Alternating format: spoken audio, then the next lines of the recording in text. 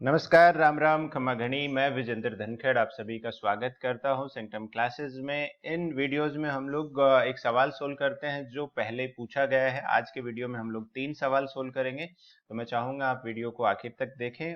कई काफी अच्छे कॉन्सेप्ट दिए हैं और आप देखोगे कि एग्जाम में जो सवाल आते हैं उसमें एक आपकी जो अप्रोच डेवलप होनी चाहिए सवालों को सोल्व करने वाली और एक ग्रामर सीखने वाली, इन दोनों में बहुत फर्क होता है। तो ये वाले वीडियोज आपको सीधा हेल्प करेंगे कि आप किस तरह से सवालों को सोल्व करते हैं, आपकी अप्रोच क्या होती है। तो चलिए पहला सवाल शुरू करते हैं। इजी सवाल है।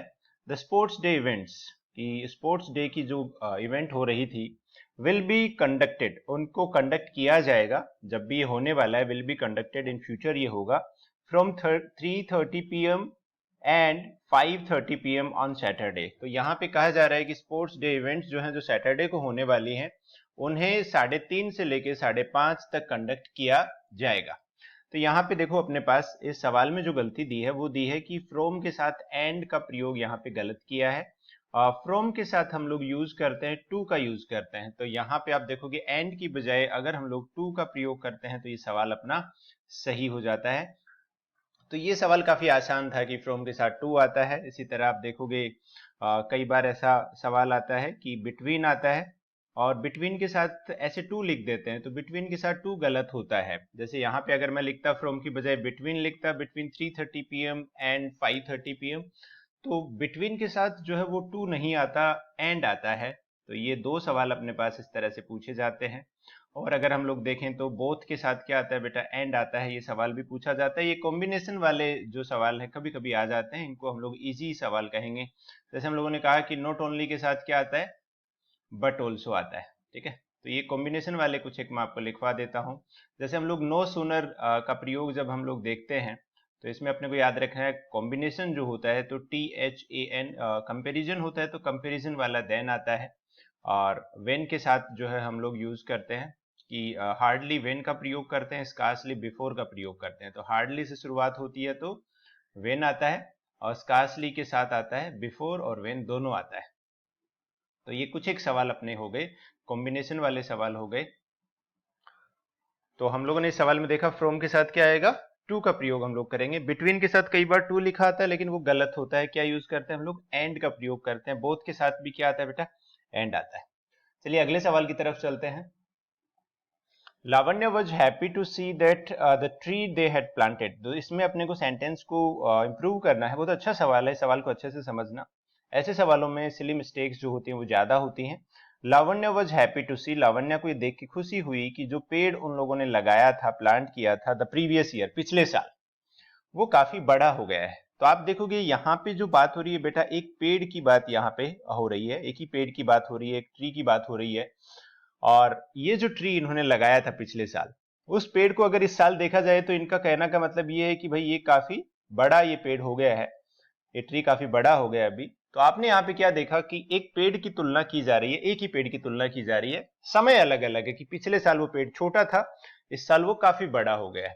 तो आप देखोगे दो चीजों में कंपैरिजन हो रहा है।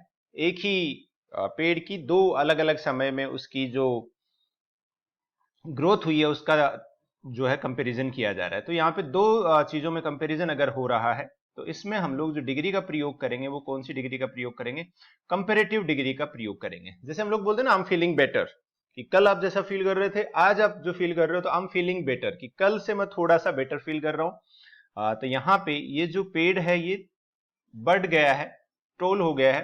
तो टोलेस्ट हम लोग नहीं यूज करेंगे, ये भी हम लोग यूज नहीं करेंगे। और आप देखोगे हैज जो होता है बेटा, हैज नहीं आएगा क्योंकि यहाँ पे हम लोगों ने दिया था पास्ट का प्रयोग किया है, तो पास्ट वाली चीज नहीं आएगी, प्रेजेंट वाली चीज नहीं आएगी, पास्ट दिया है तो हैज की बजाय इसमें क्या आ जाएगा, हैड आ जाएगा। ग्रो क्वाइट टोलर, और इसमें भी ग्रो की बजाय ये एन होना चाहिए यहाँ पे। आई थिंक ये बाय मिस्टेक ये टाइप नहीं हुआ है, हैड ग्रोन क्वाइट टोलर। तो आपने यहाँ पे देखा कि तुलना जो की जा रही है, तुलना यहाँ पे भी की जा रही है टोलर में, और यहाँ पे भी की जा रही है टोलर। लेकिन यहाँ पे इन्होंने टेंस का प्रयोग जो है वो गलत किया है। हैज के साथ वैसे भी ग्रोन आता है तो ये गलत किया है, और ऑप्शन बी जो है इसमें ये सही हुआ है। यहाँ पे आप लोगों को जो पता लगाना था वो ये था कि दो ट्रीज की आपस में जो तुलना हो रही है, कंपैरिजन हो रहा है, तो हम लोग कंपैरेटिव डिग्री का प्रयोग करेंगे। चलिए एक और सवाल देखते हैं हम लोग, तीसरा सवाल देखते हैं। The energy required for perform various functions of the body is obtained from food. तो ये कहते हैं कि जो एनर्जी आपको चाहिए अलग अलग काम को फंक्शन करने के लिए बॉडी के, वो आपको खाने से मिलती है, कि आप खाना कैसा खा रहे हैं या कितना खा रहे हैं या सही समय पे खा रहे हैं कि नहीं खा रहे हैं, तो एनर्जी उसी से मिलती है। तो इस सवाल में जो गलती है वो ये वाले पार्ट में गलती है बेटा, फॉर और परफॉर्म।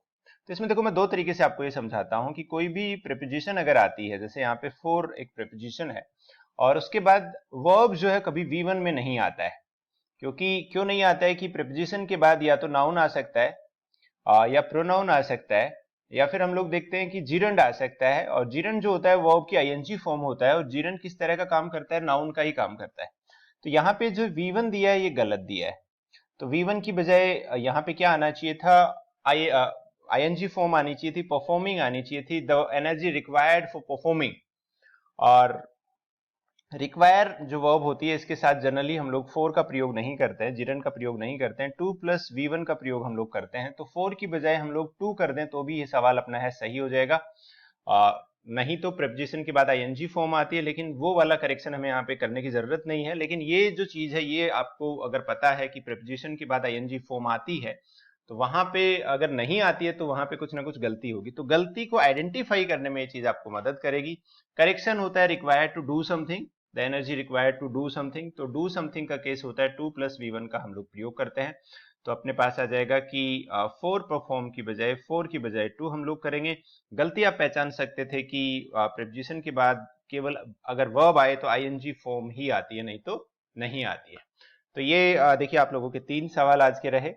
और इसके अलावा आप लोग अगर एसएससी सीजीएल मेंस की तैयारी कर रहे हैं और पूरा एग्जाम आप अच्छा लिखना चाहते हैं, अच्छा करना चाहते हैं, तो हम लोगों ने एक कोर्स बनाया बेटा जिसके अंदर 100 टेस्ट हैं। और उसमें आप देखोगे 100 टेस्ट में आपके 45 क्वेश्चन पर टेस्ट में है, तो 45 100 क्वेश्चन आपको मिलेंगे। इसके अलावा 1000 सवाल हम लोगों ने प्रीवियस ईयर्स के एरर के भी डाले हैं, टॉपिक वाइज एरर के सवाल भी डाले हैं।